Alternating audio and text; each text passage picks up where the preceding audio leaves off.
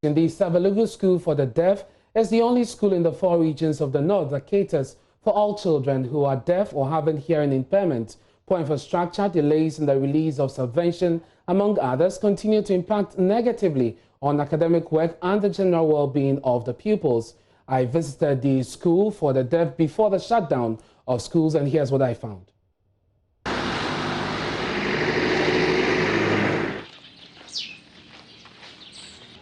A peaceful community full of cheerful and brilliant pupils whose warm smile and energy create a beautiful environment full of love. The silence here is golden.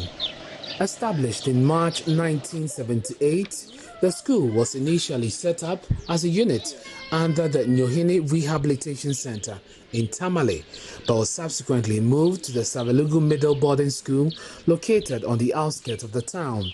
The school is old, and its classrooms and dormitories very deplorable.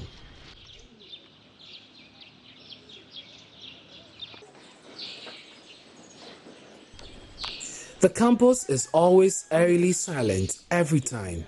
That's not because the pupils here cannot speak. They speak in sign language, the language of the deaf. But this silence is often broken by the squeaks and squawks from the bats who share the dormitories with the 400 deaf pupils on campus.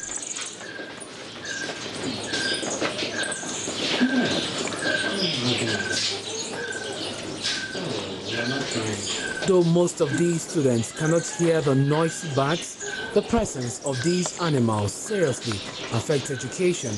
Gertrude Dasa, the immediate past headmistress of the school, explains.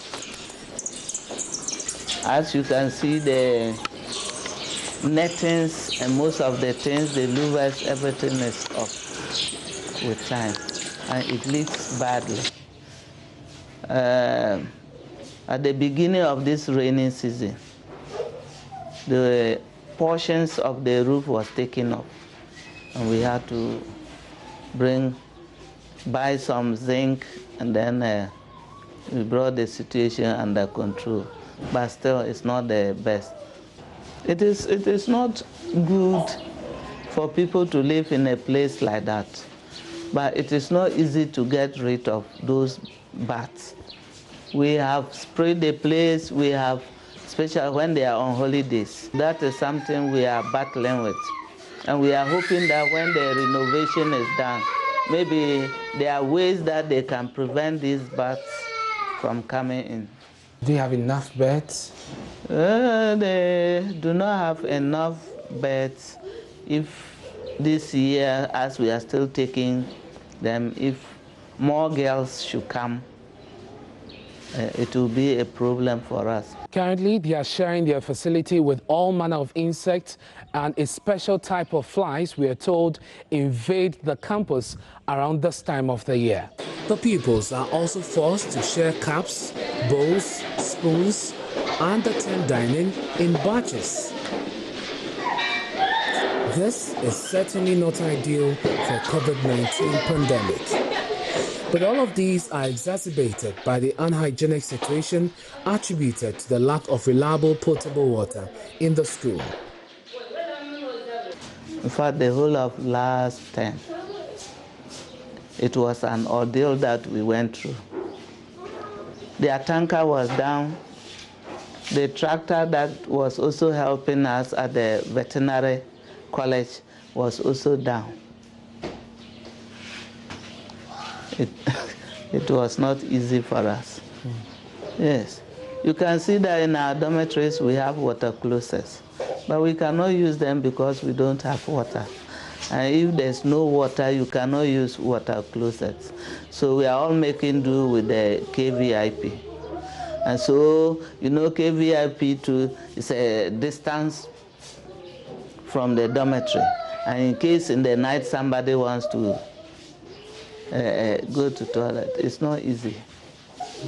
So we think it is not good enough because we have children as young as 4 years here with us.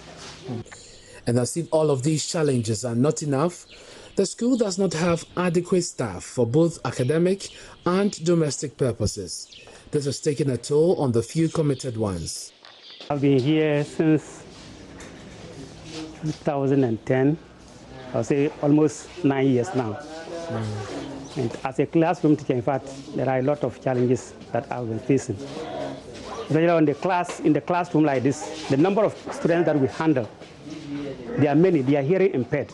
But you go to a classroom and you meet about 30 students, more than 30 in a classroom. And a single teacher, I find it very difficult to handle children of that such. They are not like those who are hearing. So their attention to the individual is always a problem. If we have more in classrooms, at least maybe some of the classes can be divided. If we have 30 and you give 15, and we have enough teachers, they can take them so that more attention can be given to the students. And also to that, because of the number, the textbooks for the students are always not enough. You can imagine 34 students, and they'll be given the hearing impaired, and you see maybe 2 or 3 textbooks. How can they all come together and read? It's not like the hearing whereby one will read and they all hear.